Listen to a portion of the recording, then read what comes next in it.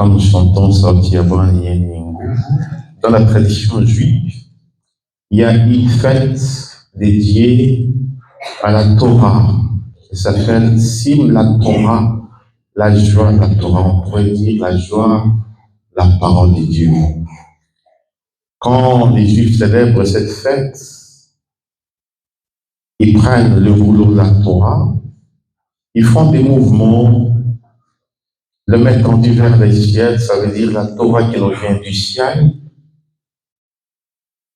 Il l'accueille, il pose cette Torah sur le front, il la pose sur le lèvre, il la pose sur la poitrine à l'endroit du cœur.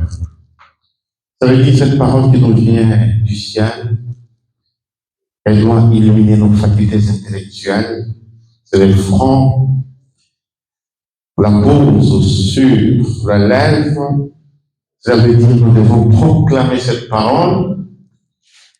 Après la pose sur la poitrine à l'endroit du cœur, elle doit être intériorisée. À chaque célébration, quand nous sortons, quand nous demandons, des fois il a été question, quel était le contenu de l'homélie.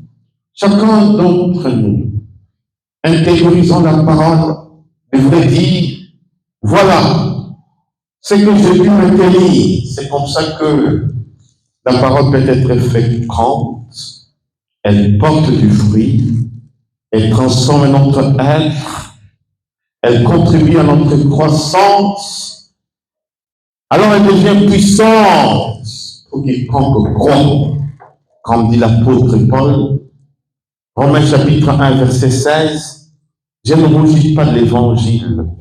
Il est puissant pour quiconque croit. Éphésiens 3, 20, 21, à celui dont la puissance, agissant dedans de nous, est capable de le faire, bien au-delà de ce que nous pouvons demander ou concevoir. J'aimerais, mes chers frères et sœurs, méditer avec vous.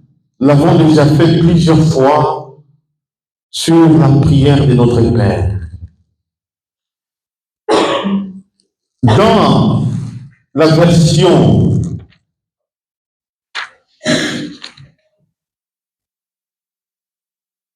Matthieu, ça veut dire les Matthieu, elle est un peu brève. Non, c'est dans Luc où elle est un peu brève. Avec Matthieu, il y a un grand développement. Selon les théologiens biblistes, cette prière de notre Père est le résumé de l'évangile de Matthieu et le résumé de l'évangile de Luc.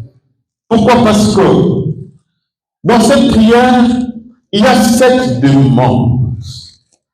Et nous comprenons déjà la symbolique du chiffre 7 qui signifie l'infini. Ça veut dire cette prière, le 7 demandes.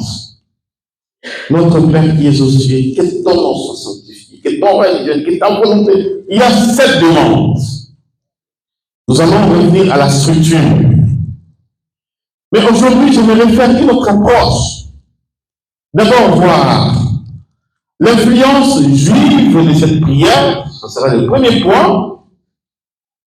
Le deuxième point, la structure de cette prière. Le troisième point, nous allons voir les implications concrètes ou la portée spirituelle dans la vie courante. Quand les disciples demandent à Jésus, apprends-nous à prier. Comme Jean-Baptiste a appris à ses disciples. On pourrait dire que cette prière ne vient pas directement du ciel. Avant cette prière, quelles sont les prières que Jésus a citées? Jésus, en tant que juif pratiquant, il avait des prières qui sont des prières obligatoires pour tout juif pratiquant. C'est que la prière de notre Père a été influencée par des prières juives. Ce qui est important, c'est la nouveauté que Jésus apporte à cette prière. Nous allons voir et découvrir cette nouveauté. Et cette nouveauté-là, nous devons beaucoup plus nous appuyer là-dessus. Quand un juif prie, il y a des prières, la prière, et vous connaissez tous le chemin Israël, Deutéronome 6, verset 4 et les suivants. Écoute Israël, c'est notre Dieu, et l'aimé de Dieu. Il y a la prière qu'on appelle la Hamida. De l'amende qui signifie être près de lui. C'est une prière, tu ne peux jamais la réciter assis. Il faut être debout. Parce que debout, quand tu récites cette prière, tu es comme dans un combat spirituel. Cette prière est appelée aussi la Tefila. Et elle est encore appelée Shmoné Etzraim. Ça veut dire 18 bénédictions. Cette prière commence toujours par béni sois-tu Seigneur, béni sois-tu Seigneur, béni sois-tu Seigneur. C'est une prière de louange. Il y a une autre prière qu'on appelle la Kaddish. C'est une prière que chaque juif dit au cimetière quand les juifs perdent un être cher. Quand nous comparons les nôtres de la Église de Dieu, je veux les citer, il y a des similitudes. Par exemple, dans les 18 bénédictions, il y a un thème qui revient, la sanctification du nom de Dieu. Il y a un autre thème qui revient, les Juifs demandent que le règne vienne. Or, dans notre prière, parmi ces sept demandes, il y a la sanctification du nom de Dieu. Il y a aussi la venue du règne. Quand nous prenons la prière du Kaddish, qui se dit au cimetière, celui qui vient de mourir, on implore la miséricorde de Dieu, on implore le pardon de Dieu, mais on demande à ce que Dieu ouvre les portes du royaume. Donc il y a la thématique du royaume de Dieu que nous trouvons dans la prière de notre Père. Nous voyons déjà, même quand Jésus a prié, Jean 17, la prière qu'on appelle la prière sacerdotale. Parce que c'est lui qui dit cette prière, il se présente comme le grand prêtre. Et dans cette prière dite sacerdotale, Jésus demande à ce que, mon Père, je leur ai fait connaître ton nom. Jésus demande le rang de Dieu dans cette prière. Donc nous trouvons déjà aussi une similitude entre notre Père et la prière sacerdotale. Et tout ça, ce sont les influences juives. Mais quelle est l'originalité que Jésus apporte? Quelle est la nouveauté que Jésus apporte? Il y a deux nouveautés.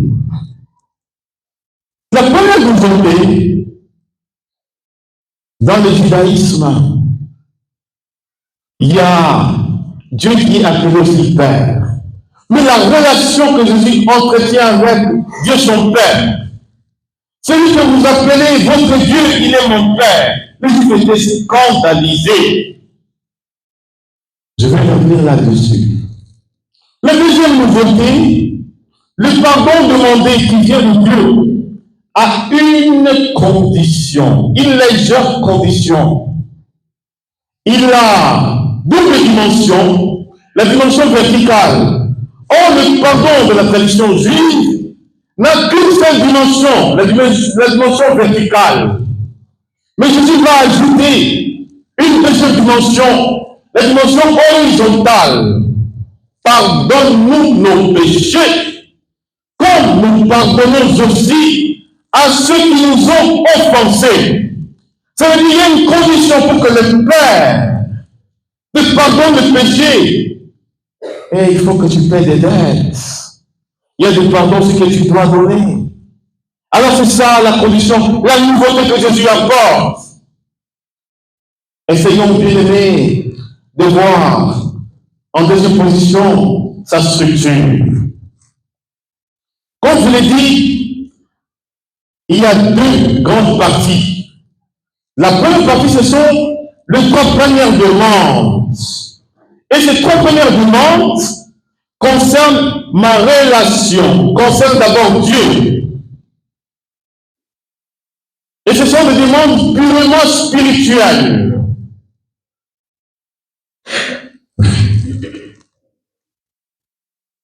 Notre Père qui es aux cieux, que ton nom soit sanctifié. Première demande, que ton règne vienne. Deuxième demande, que ta volonté soit faite sur la terre comme au ciel. Voilà les trois premières demandes qui concernent que Dieu. Nous demandons que le nom de Dieu soit sanctifié, que son règne vienne, que sa volonté soit faite sur la terre, que des demandes spirituelles. La deuxième partie, ce sont les besoins, l'expression des besoins de nous, les hommes. Nous avons aussi nos besoins. Mais dans cette deuxième partie, il y a une partie intermédiaire qui est l'expression des biens matériels. Notre Père quotidien. Donne-nous notre Père quotidien. La deuxième partie, pardonne nos offenses. Comme nous pardonnons. Il y a aussi trois demandes. Ne nous laisse pas entrer en tentation. Deuxième demande. Et troisième, mais délivre-nous du mal. Alors voyez que dans sa structure, trois premières demandes, trois dernières demandes, et au milieu, il y a une demande de besoins matériels.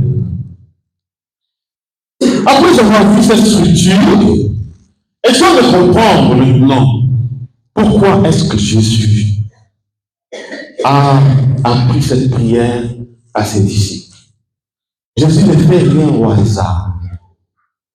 Mes chers frères et sœurs, il y a 5 raisons. Il y a 6 raisons, mais j'aimerais vous donner fondamentalement 5 raisons, qui sont des raisons fondamentales.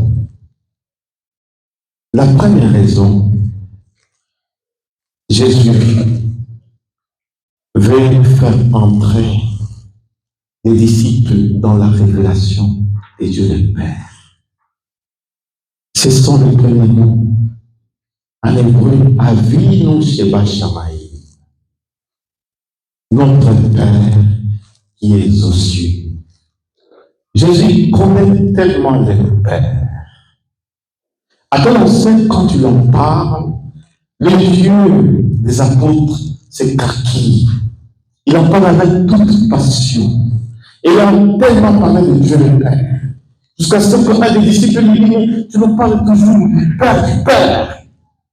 Mais tu nous casses les oreilles avec ton Père. Non, fais-nous le Père, cela nous suffit. Alors, mes chers frères et sœurs, est-ce que connaissons-nous Dieu le Père? Quand vous priez, votre prière s'adresse-t-elle à Jésus, au Saint-Esprit ou au Père? Quelle est votre affinité, votre intimité avec Dieu le Père? J'avais lu un livre de Jean Pliard au début de ma conversion. Il a fait grandir en moi cette filiation divine. Le livre est intitulé « Prier comme un enfant du roi ». Et le roi là, c'est le Père. Mes chers frères et sœurs, comment tu entres dans la relation avec Dieu le Père? Parfois, nos demandes ne sont pas exaucées parce que tout don parfait nous vient de Dieu le Père. Nous ne connaissons pas le Père. Pourquoi nous ne le connaissons pas? La connaissance de Dieu le Père est voilée par la maternité de nos parents mal exercés. Et à quelle enseigne quand on nous parle de Dieu le Père? Si j'ai grandi à la chicotte, si mon père est toujours sévère, si mon père m'a frappé, ou bien si mon père a toujours été absent dans ma vie, ou si mon père ne m'a jamais donné ou me donne difficilement le pain quotidien, comment est-ce que je pourrais connaître ce Dieu le Père là quand on me parle de Dieu le Père? J'aurais du mal à le connaître. Et moi, je sais qu'un père digne de son père, quand quand cet enfant-là, non pardon, un enfant dit de son père, quand cet enfant-là demande quelque chose à son père, le père est toujours disposé pour le lui donner. Le père prévoit à toute nécessité, tant spirituelle que psychologique, tant matérielle qu'intellectuelle, à son enfant. Et la joie de père, et c'est sa fierté, c'est que son enfant réussisse. C'est que son enfant entreprend de bonnes choses. Nous comprenons pourquoi Jésus nous dit, si vous qui êtes mauvais, vous avez donné des bonnes choses à vos enfants, combien plus le Père donnera-t-il des bonnes choses à ceux qui les lui demandent? Quel est ce Père à qui on demande un pain, il donnerait un serpent, à qui on demande ceci, il donnerait le contraire? Si vous qui êtes mauvais, voilà ce que Jésus veut nous faire comprendre et entrer dans une relation filiale vraie avec Dieu notre Père. Je sais que quand je demande une voiture à mon Père, les enfants n'hésitent pas. Papa, achète-moi une voiture. Papa, achète-moi une poupée. Papa, achète-moi ceci. En demandant, l'enfant sait que ce qu'il demande, il en aura. Mais le Père, il s'est toujours équilibré, ajusté les demandes des enfants. Le Père ne dit pas d'emblée non. Le Père promet. Le Père sait très bien que, hey, papa, parce que l'enfant a regardé un film où il a vu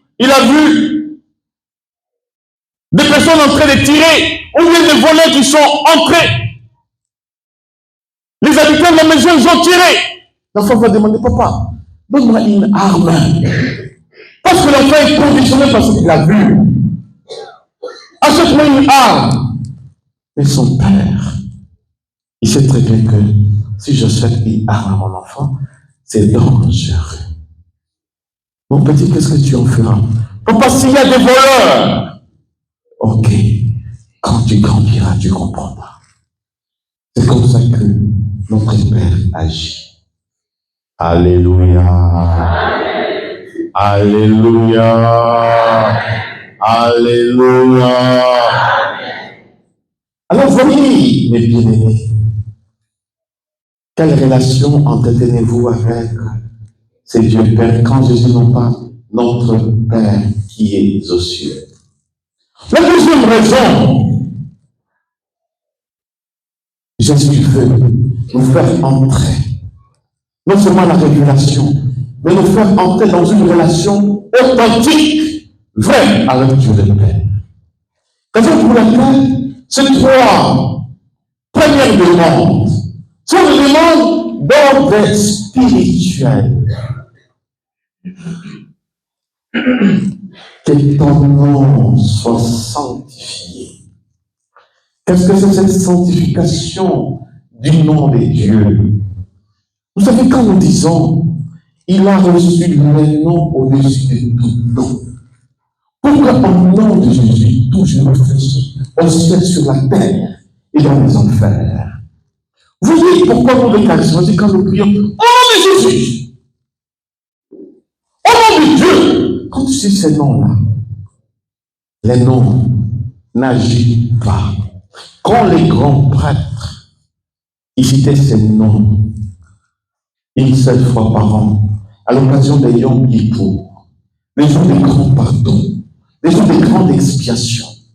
La tradition juive nous dit, les ciels étaient connectés à la terre était connectée au ciel. Quand tu prononçais les tétagrammes, qu'est-ce qu'il y a dans ce nom? Quand j'écris les noms des tétagrammes, les yod, le he, le vav et le he. Les yod, yad, c'est la main. Dans le nom de Dieu, il y a la main. C'est la main forte. À quoi entendu que vous avez livré? La haine. C'est l'esprit tout. Dans le nom de Dieu, il y a l'esprit de Dieu qui agit.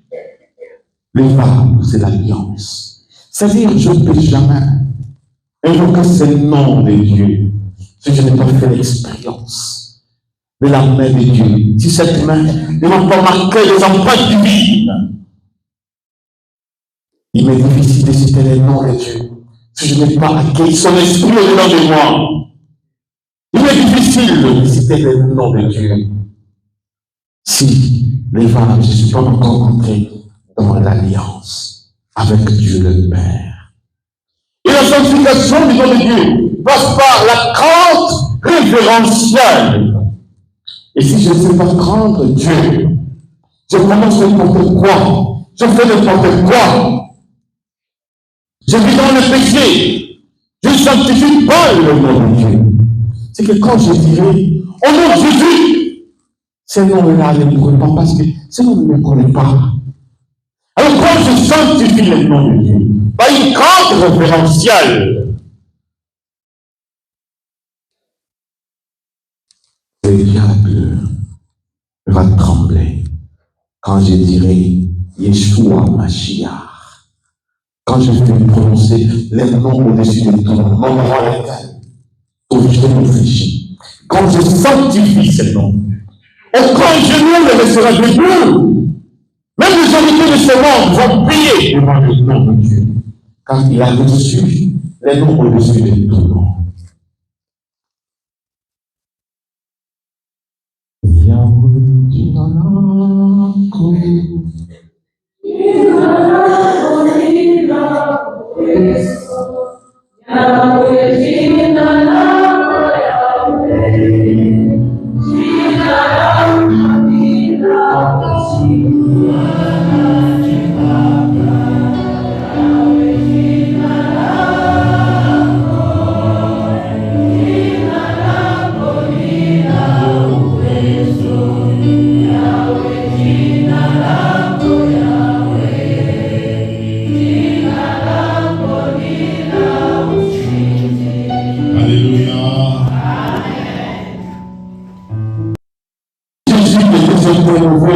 Il faut nous faire entrer dans une relation vraie avec Dieu notre Père par la sanctification de son nom, par la demande que ton règne vienne.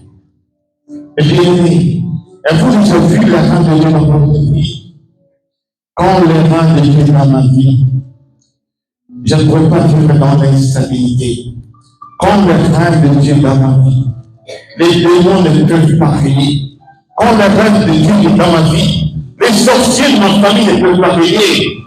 Quand le règne de Dieu est dans ma vie, mes chers frères et sœurs, je vais voir les signes, les miracles, les prodiges, parce que le règne de Dieu est dans ma vie. Et ce règne ne consiste pas en des questions de nourriture, mais il est paix, justice, amour dans les Saint-Esprit. Il y en a qui vivent comme s'ils ne sont pas des enfants de roi, quand ils n'ont pas encore acquis le règne de Dieu dans leur vie. Quand j'accueille le règne de Dieu dans ma vie, l'empire des ténèbres s'en va.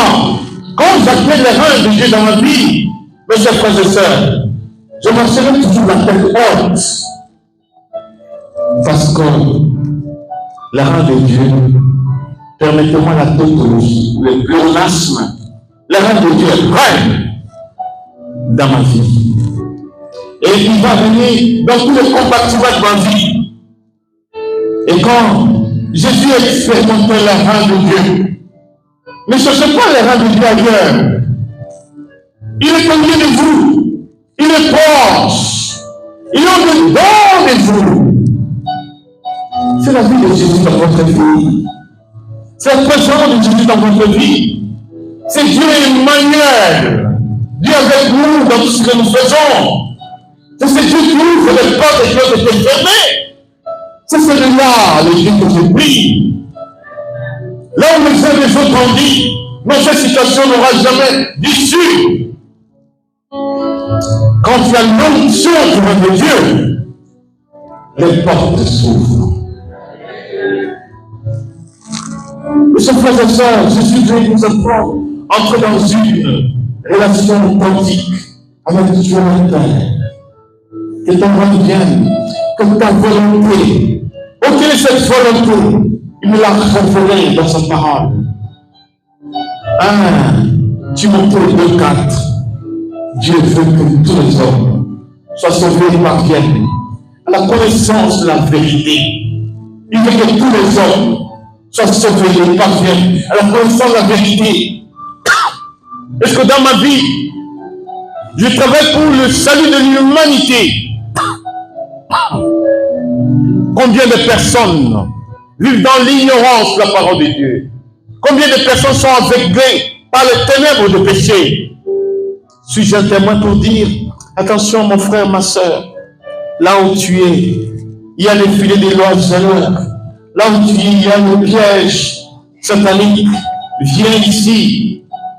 Mes frères et sœurs, vous ne savez pas la portée que Dieu vous réserve. Parce que vous avez contribué un jour à sauver une âme. En ce jour-là, le souverain maître vous dira, entre dans ma joie. Vous savez, si vous avez été damné pour l'enfer, pourquoi est-ce que nous avons, les serviteurs de Dieu, ont tellement de combats spirituels?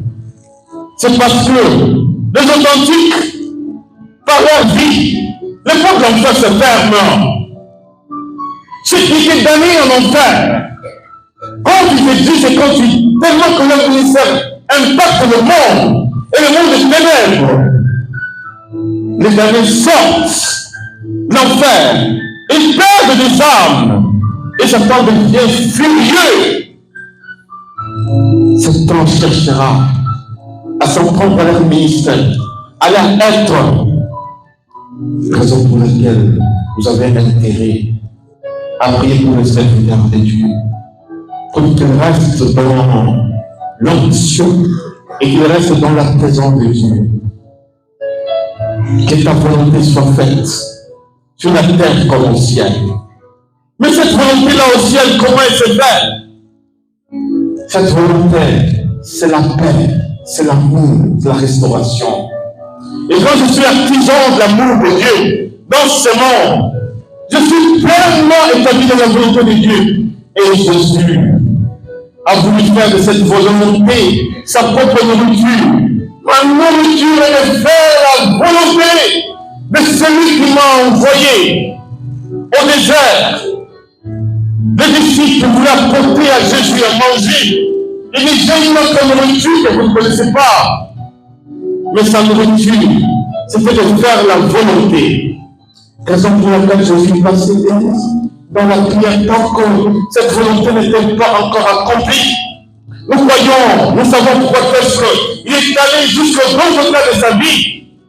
Et sur la croix, quand il a pleinement accompli cette volonté, il a dit, Père, tout est accompli. Et entre tes mains, je remets mon esprit. Voilà, là où je vais accomplir la volonté du Fils de Dieu.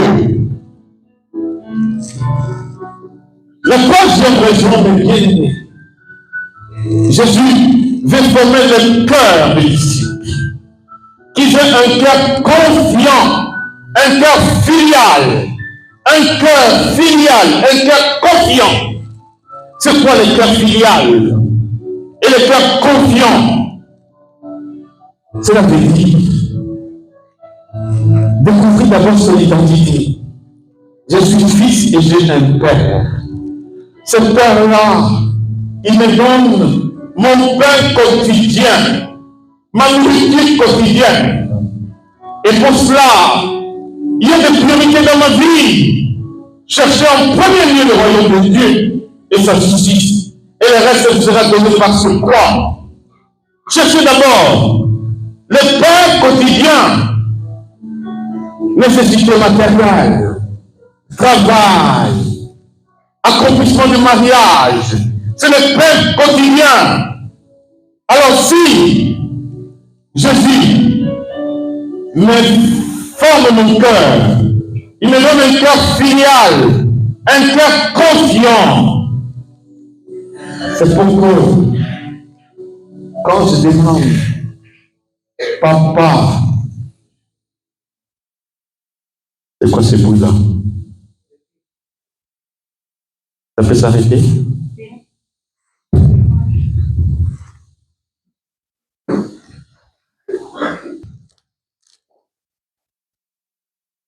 Papa, papa, Abba. C'est l'Esprit Saint qui pleut dedans de nous, par des gémissements inexprimables, en disant, Abba, Père, Abba, Père. Et en disant les mots, papa, j'entre dans cette filiation. Il a formé mon cœur, il fait de mon cœur un cœur filial, un cœur confiant. J'ai tellement aimé mon Père. Je l'ai tellement aimé. Je m'identifiais à mon Père. Et je voulais devenir comme mon Père, comme mon papa. Il était tout pour moi. Quand je regardais mon papa, je me disais, mais Seigneur, comment tu as fait une telle créature? Je l'ai trouvé, j'étais encore enfant. Je le trouvais tellement parfait. Et pourtant, il était très sévère. Je vous ai déjà raconté une fois l'histoire de Kiboko. Ah oui, il est très sévère. Mais les jours où, quand j'avais volé, et que je m'attendais à ce que les Kiboko règnent mon sort, mon compte. Et que papa, j'ai tremblé de peur. Quand tu m'as posé la question, qu'est-ce que tu as fait de cet argent que tu as volé? Je suis allé acheter des beignets à l'école. J'ai tout dépensé. Non, il en reste encore, on va chercher. J'avais dans la chambre. J'avais caché quelque part. Regardez le frère. J'ai pris. Je suis venu, j'ai montré, j'attendais à ce que beaucoup c'était la chicotte. Fibo. Comme le léopard là dans l'enseignant. Fibo. Vous connaissez les Bibles ou versets de la Bible? Vous le connaissez par cœur. Vous le connaissez? Est-ce que vous le connaissez? Hein? Bon, je vous l'ai dit. Et Jésus plaira. Et Jésus pleura. Je viens un joueur pleurer. Je ne veux pas. Alors tout de suite, ça m'a rappelé ce verset-là. Écoute cette distraction. Alléluia. Alléluia. Alors, la chicotte là. Mais j'attendais ce que mon père fils avait demandé la chicotte. Mais quand je lui ai présenté le reste,